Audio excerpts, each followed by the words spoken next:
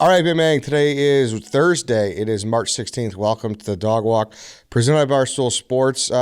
It's Chief and I here, and we are also joined on Zoom by Jeff Nadu. Nadu, last time we talked some prisons. Today we're talking something else, but welcome back. It's always good to see you. Always good to see you guys too. Yeah, I enjoyed our conversation last time. I was actually in Chicago. Seems like that was already a month ago, guys. You believe that? Time No, goes so dude. fast. I was scrolling through to find the episode on our YouTube page. I'm like, where the fuck was this? It was a long time ago. Yeah, Like, dude. yeah. Crazy. Yeah, But no, it's crazy. good to have you back, dude. This is like you're a good pairing with what a lot of these topics that Yeah, this show does. So Definitely. when you text me and you're like, hey, I'd like to come on and talk about this, it was a no-brainer because it's one of those things. We've been kind of all over the place. We went to Marquette last week and just been crazy here with Chicago St. Patrick's Day. And I feel like a lot of people are just kind of in the dark about this maybe. So Well, this is really quick. This is a good story. Sorry to interrupt. Just with like spring break and stuff. I mean, a lot of Yeah. lot of kids, that follow Barstool are gonna consider. You don't know how many people have reached out to me and were like, "Hey, should I do this? Should I do that?"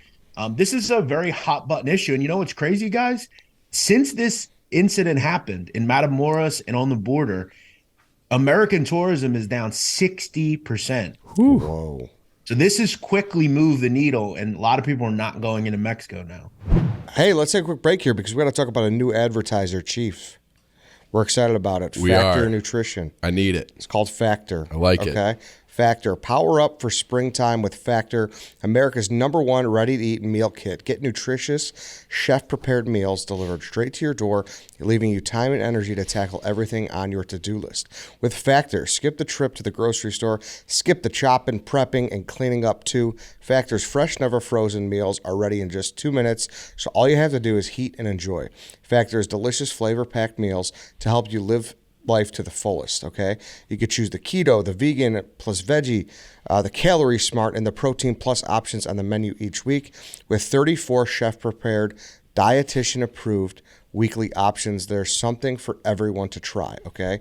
And there's something new at all times. It's always Keeps cycling. it fresh. Enjoy meals for any time of the day with breakfast options like egg bites, smoothies, and more. Get Factor and enjoy clean eating without the hassle. Simply choose your meals and enjoy fresh flavored packed meals delivered to your door, ready in just 2 minutes. No prep, no mess. Yeah, my biggest thing is always portion control. So I feel like I eat pretty healthy. I just eat too much, and I never know what's enough. So this really will take all that guesswork out of it for you. Yeah, Harry jumped in. Producer Harry's like, oh, this shit's actually delicious, right? You said your mom gets them? Yeah, my mom has them around, and sometimes when I'm over, I grab some, but I need to get on my own order, so. Beautiful. Well, hey, here's your time to get in it, Harry, okay? Head to factormeals.com/dogwalk50 and use code dogwalk50 to get 50% off your first box. That's code dogwalk50 at factormeals.com/dogwalk50 to get 50% off. That's 50, people. That's Just to be clear, it's a big discount. it's a big discount. Yeah. This sounds great. I'm excited for Yep. it. So thank you to Factor Meals for hopping on board here. All right, let's get back into the show. So what happened? Let's just get into it because, like I said, I feel like a lot of people. And Chief, you just raised your hand. You're Yeah, completely in like the I dark know about it? I've seen like a couple of the bullet points, and I've seen Jeff some of your tweets about it. But that's about it, like headlines, and I don't know a ton of the details, so I'm very eager to learn. And Jeff, and you correct me if I'm wrong. So you said the tourism down 60%. Yeah, in Matamoros, so they kind of went into the city and went to some of the bars and some of the nightlife areas, and bars that are generally full on the weekends were empty, right? Yeah, it's quickly moved. And haven't the cartels kind of taken control of a lot of the major resorts and the tourism business down there? Is that? Yeah, so I think this is an interesting issue with Mexico because like this area is not, let's just say this is not like a Cancun or Okay. a Tulum type of area.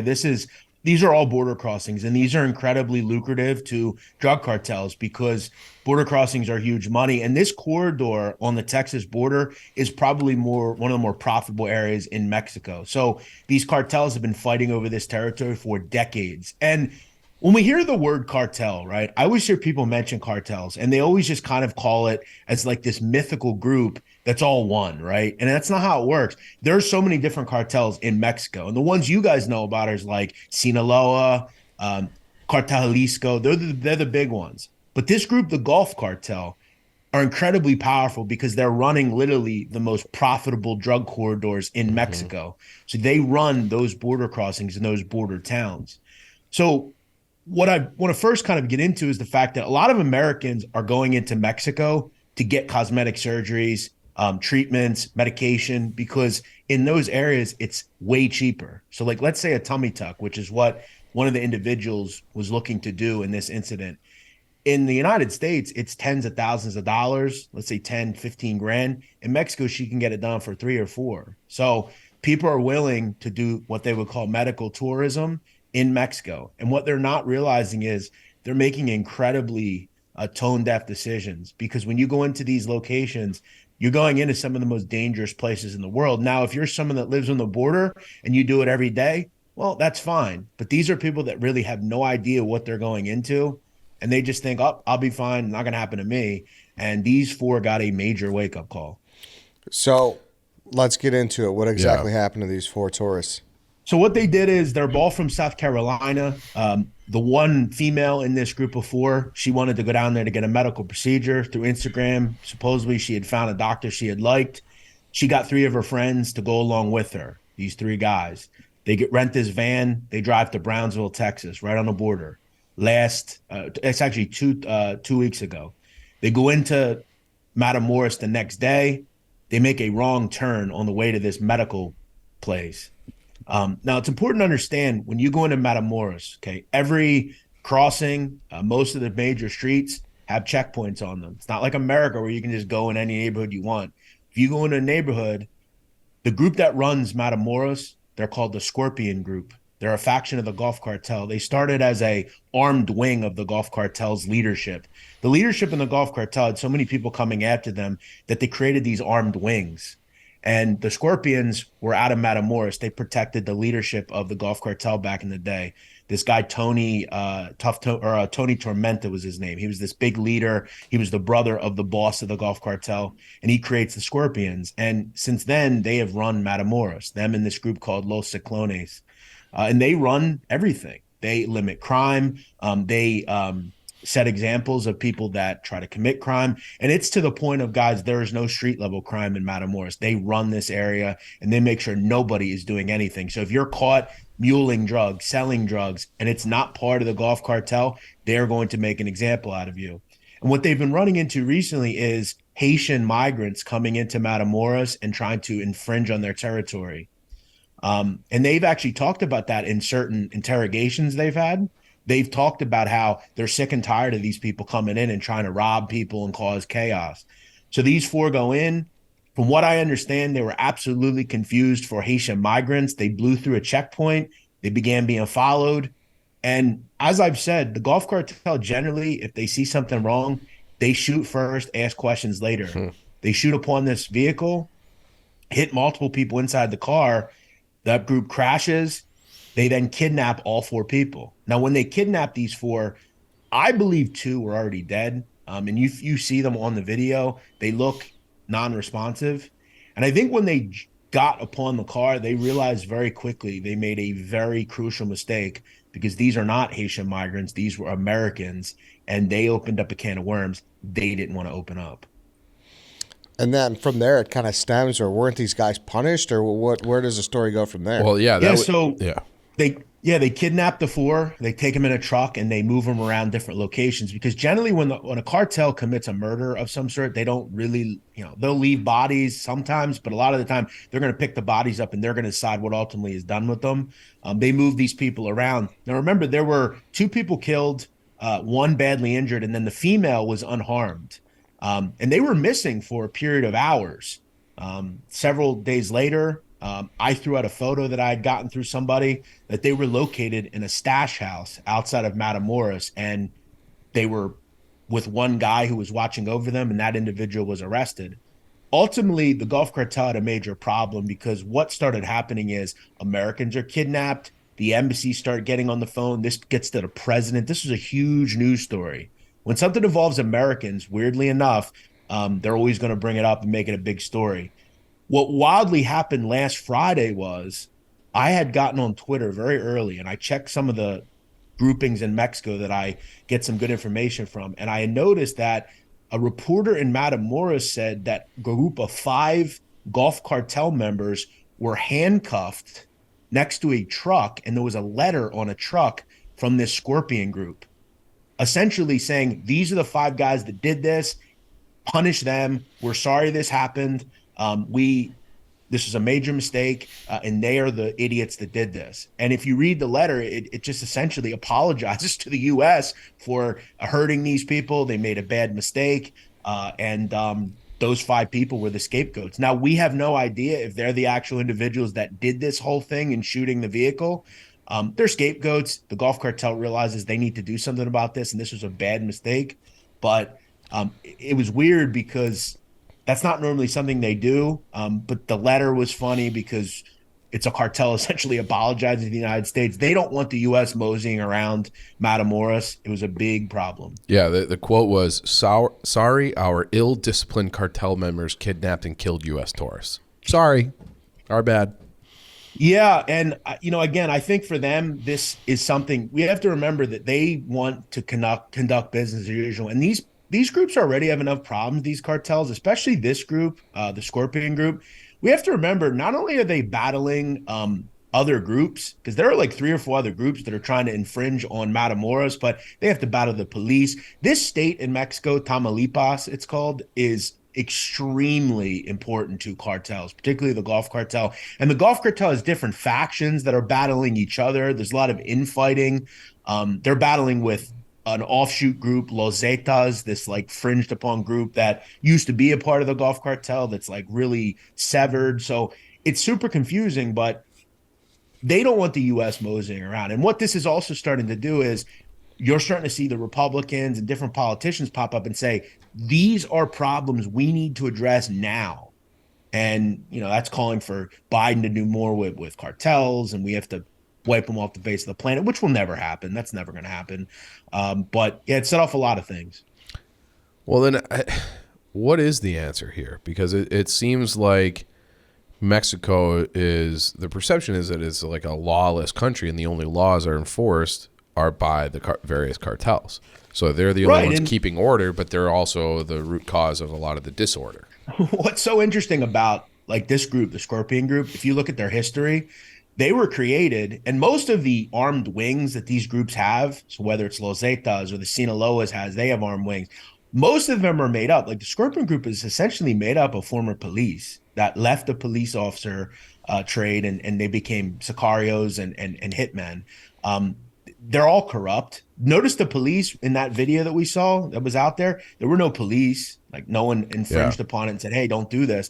You're right. They are the groups that run these countries. And the president of Mexico has essentially carried the water for cartels for years. He knows that the U.S. wants to intervene. He doesn't want to get behind it. And that's the real problem. And that's something that the U.S. government doesn't understand. The Mexican government doesn't understand. In Mexico, the cartels are the better people than the government. That's how they look at it. They're the better evil, because the cartels in the end during the COVID-19 pandemic were helping the people. They're building roads. They're giving people money. They're the better of the 2 evils. And the government is extremely corrupt, and the Mexican citizens know that. That's why I don't think the cartels ever be defeated, because they have the hearts and minds of the citizens for the most part. They're protecting the cartels a lot of the time because they're the ones in the time of need that actually help these people. What's the answer? I don't think there is an answer. I think we are too deep into this, and the only way this would ever get fixed would be a truly generational change in our country. And remember, the CIA, we always mention them in some sort of conspiracy, but I mean, there's a lot of belief that a lot of cartel leaders are protected by the CIA, certain Sinaloa cartel members. There's all sort of collusion with this government and every other government. I think the only answer would be legalizing all drugs, probably. I mean, it would eliminate the black market, but I think it would also set up other problems because we've legalized marijuana, and that doesn't really.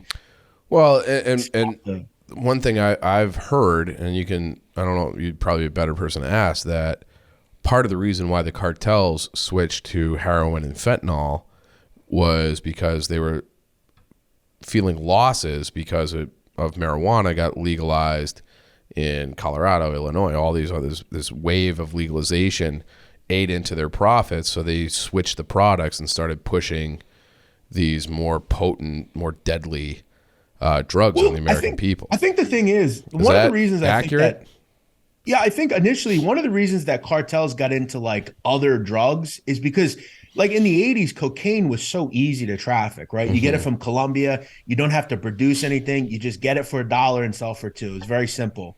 And remember, like when you cultivate marijuana, you cultivate methamphetamine, there's a lot of work that goes into that. You have to have a lab. You have to have growing opportunities. You have to have irrigation. You have to all of these land. You have to have all these sorts of things. Some of these products are incredibly easy. Fentanyl, for instance, you get it from China, you move it. It's very simple. And fentanyl is so profitable because you need such a small amount. You can make so many amounts and so many doses, and it's incredibly profitable. You know what I think ultimately in the next 10, 20 years will very much hurt the cartels and some of these groups?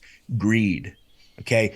When you kill your customers, that's where it all ends to me. And I think getting involved with fentanyl was a major, of course, moneymaker, but in the end, I think long term, it's going to kill most of the people it's hurting. Cocaine, stuff like that is tolerable, let's just say. Rich people buy it. People party with it. It's a little bit more acceptable. It's easier to move, and it's been accepted for years. Fentanyl just kills people. That's the truth. And I think that's going to be a problem for cartels down the road. I often wonder and think to myself, I know why they got involved with it because it's a money-making endeavor, but it's ultimately going to kill people. Cocaine isn't going to kill someone right away. People can do it socially.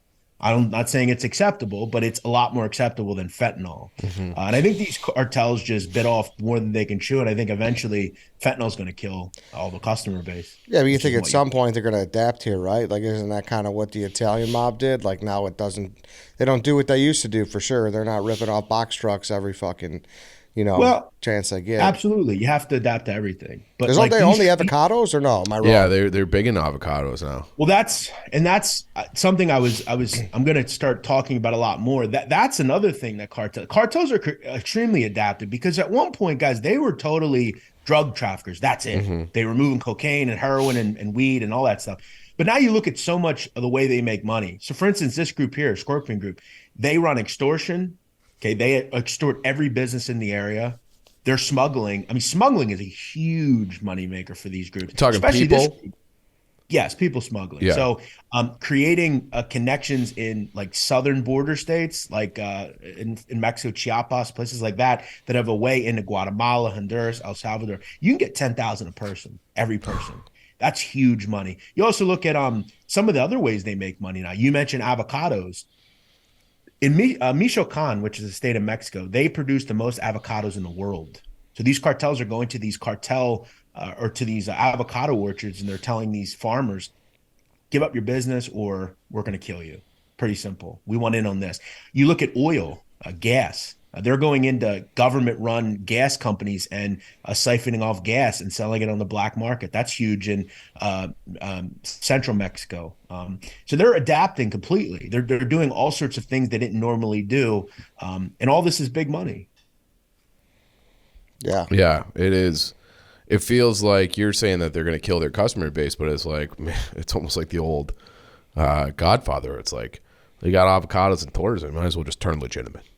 Like yeah, there's a lot of that's the thing. There's a lot of legitimate business that they're involved in. Yeah. I mean, today, you look at some of the cartel groups. I know you guys talked about Sinaloa with Chapo's sons, Chapitos. They're very involved in legal weed now. They're producing weed that's going to go into America and eventually be legal, right? They're involved with merch.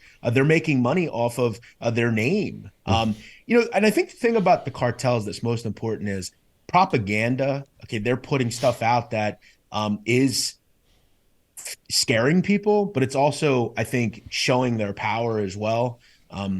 All this social media and stuff, it's very helpful to them. And I think a lot of people look at this and say this is a bad event for them, this whole kidnapping Americans, but they just wanted to free themselves of the U.S. so the U.S. doesn't come mosey around their area and they can continue to do what they do. But I think what this is for us is interesting with like spring break, right? You have spring break coming up. People hit me up. Hey, should I go to Cancun? Should I go to this place? Here's what I would tell you. I would not willingly drive into Mexico. I wouldn't. Now, if you do it every day because you live on the border, then you should do what you do and feel comfortable with. But if you are someone that has never been to Mexico, I would highly recommend not driving into it. Now, if you can fly to a location, Tulum, Cancun, places like that, I think you'll be fine.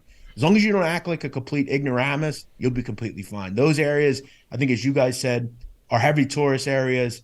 They don't want people screwing around there. They want those resorts to run clean. I would not leave the resort. I wouldn't go out into the city and try to pretend you want to sightsee Cancun or Tulum, because even those places are pretty dangerous if you leave the resorts. But I think if you're going to a resort, I think you're fine. Would I recommend, as someone from like Kansas driving into the middle of Mexico? No, I think that's incredibly dangerous, and I think you're putting your life in your own hands. I mean, I had my buddy from Chicago. He has a job where he can just do it remote. And I think it was in last June or July, he drove from Chicago with his girlfriend and the 2 dogs, and I think they went to Tulum, and they stayed there for like 6 weeks. But they drove because they're like, we want to have a car. So they drove. It might have been 3 months or something, but they drove all the way down. I was like, dude, please text me when you get there, because this is. Yeah, I do not approve of this. This is very dangerous. I think it's a very tone deaf decision, and I think we also have to realize. I mean, obviously cartels are the biggest concern, but the police down there are incredibly corrupt. I mean, you pull into a base and they say, "Look, give me $1,000." And if you don't have $1,000, I mean, I've heard stories of people being killed. I mean, it's very dangerous. I would not do it. Now, again, if you live on the border and you go into Juarez every day, then Sure. maybe you know a little bit more than most. But if you've never been to Mexico, I would probably advise not doing that. And listen, I think most people were already kind of under that assumption. Yeah. And obviously it's not acceptable. It's fucking, what happened was horrible to these tourists, but it sounds like it was a mix of like, hey, obviously you took that risk to go drive through there, a place you weren't familiar with, and then a very big stroke of bad luck where they were confused. And it was a very again, I feel bad that these people did this. I mean, obviously the families of these people, you feel bad for them, but when you look at the decision to do what they did, like I said, I don't want to be mean, but it was incredibly tone deaf to do. And look, I get you're going to save some money. There have been reports, at least from Mexico that I've seen, more local reports, that a lot of people in Mexico believe that the whole medical procedure is not true. And some people are looking into the backgrounds of these individuals and saying they feel like they were there for more nefarious purposes, which if you look into some cases in Mexico, sometimes it's people that are trying to go down there and buy stuff. It's cheap. I think the thought is it was a medical procedure. They made a wrong turn and they stumbled upon the wrong group. But I think if you're in this situation, I would probably do your best to comply with what these people tell you to do, because this is not like America where you can just call the police and say, hey, I'm being robbed, come help me. This is a group where the police aren't going to show up, right? Like they're just, And again, I don't know if these 5 people that were laid out in front of this truck, do I think they were the people that did this? I don't know, but there are 5 low-level people that they're going to get the blame for it, and they were probably threatened. If you don't take the blame for this, we're going to kill your whole family, and they did what they were supposed to do. That's scary to think about. Now, it feels like you're like, they don't want the United States coming down messing with their business, blah blah blah. But their entire customer base, I assume, or 90-something% of it, is doing business with the United States, correct? Yeah, I mean, I've said before, and like this is a growing thought, that like if you look around America, street gangs are around, but we have to realize that most of the street gangs that we have, you know who their overseers essentially are? Cartels. They're the ones supplying them with narcotics. I've seen this, I can't remember where I heard this, but it's like, is there an argument that if you put like the National Guard at the border in a heavy way, or even branches of or units of the military, and you just cut off our population from the source, doesn't that just cut their legs out from under them and they just have no more money? And I mean, but you would have to do like a huge undertaking of resources to do that, because remember, we got money. See, but here's where there's a disconnect, and I agree with you. Like, I think we should absolutely go after these groups because we could destroy them very quickly. But remember, and this is the most important thing that people need to understand. Okay. You're going to see certain politicians say, this is what we need to do. But none of them, they're so tone deaf and they don't understand. The drug war in our country is huge business to this country. Okay. There's so much political capital in the drug trade that no one will ever actually do anything about it, because in the end, if you look at the Chicago Police Department or the Philadelphia Police Department or any police department in America, 90% of the crimes they jam people up for, guess what they are? Drug crime. In fact, really outside of domestic abuse and things like that, there are very few crimes that are not connected to the drug trade. Private prisons are now privatized and make money. This whole prison industrial complex, the criminal justice system, is fed through the drug war. It's too much money.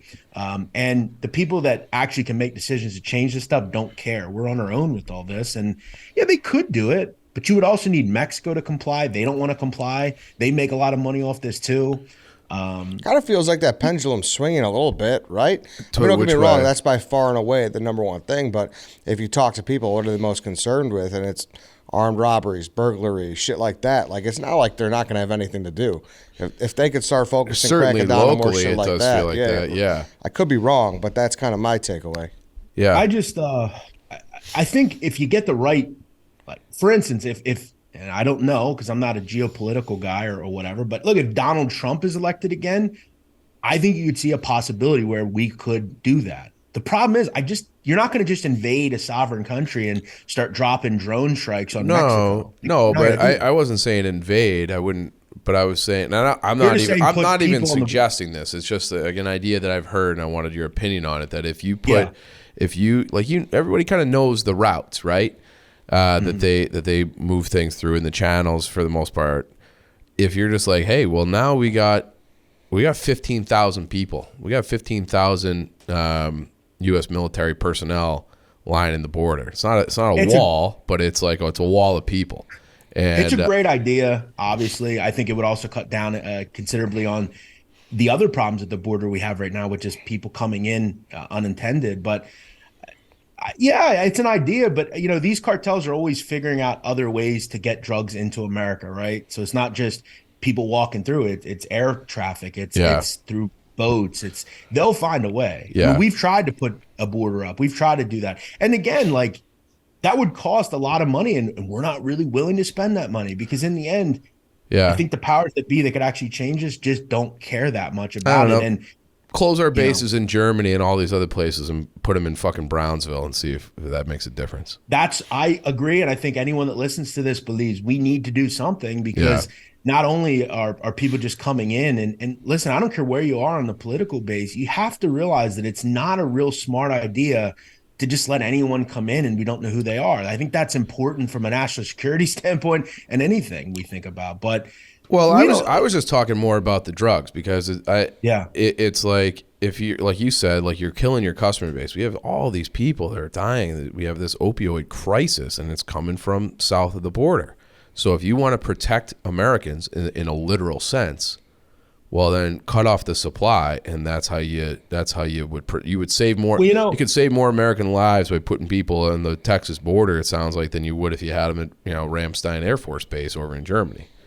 Well, a lot of like people will, and I've said this for years. I think what we should do to end this crisis, if we actually wanted to end it, is legalizing all this and decriminalizing it and just saying, hey, if you want to do drugs, we're going to regulate it just like anything else. And maybe that will lead to more people getting help and going into clinics and rehabs. Because you figure, guys, the one thing about legalizing something, which is so important, is it regulates something. So if you have a drug, most drugs now are not drugs anymore. It's just poison and nonsense in it. Think if you could regulate it where you're getting your fix for a couple of weeks, but you're seeing all your friends that are in these clinics as well. They're getting clean. And I think it would make more of a dent than what we're doing now. What we're doing now is completely failed. So there's so many ideas on, I think we all work with common sense and what we would do. But I guess I just realized that the government really doesn't want to fix it. And, all these governments are in unison with these traffickers because they all make money in the end. So